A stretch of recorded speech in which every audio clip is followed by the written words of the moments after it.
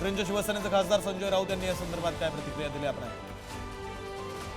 मुख्यमंत्र्यांनी या सांगितलं आहे अप्रत्यक्षपणे की कोणीतरी जरांगे पाटलांच्या खांद्यावर बंदूक ठेवून राजकारण करत आहे। एक समाज आपल्या न्याय मागण्यासाठी महाराष्ट्राच्या राजधानीत आला असेल, त्यात त्यांना राजकारण काय दिसतंय?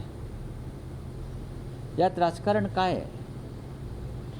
आतापर्यंत आपण जेव्हा जेव्हा सत्तेवर आलेला आहात तेव्हा आपण या प्रश्नाला चालना दिलेली आहे किंवा त्या माध्यमातून राजकारण तुम्ही केलेलं आहे मिस्टर फडणवीस, आणि तुम्हाला आता त्यांच्या खांद्यावर बंदूक ठेवून कोण राजकारण करत असेल, आपण राज्याचे मुख्यमंत्री आहात, जनतेला विश्वासात घेऊन सांगा की हे राजकारण करणारे कोण आहेत?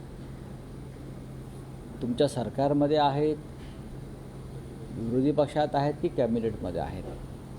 सरकारनं यात राजकीय दबाव आणण्याचा प्रयत्न केला तर मला असं वाटतं आम्हाला भडकावले, कारण मनोज जरांगे पाटील हा दबावाखाली येणारा माणूस आहे असं मला वाटत नाही, आणि त्याने आमरण उपोषणाची धमकी दिलेली आहे सरकारला किंवा इशारा दिलेला आहे। त्याच्यामुळे सरकारने अत्यंत संयमाने या विषयात चर्चा करून मार्ग काढून ही समस्या सोडवली पाहिजे।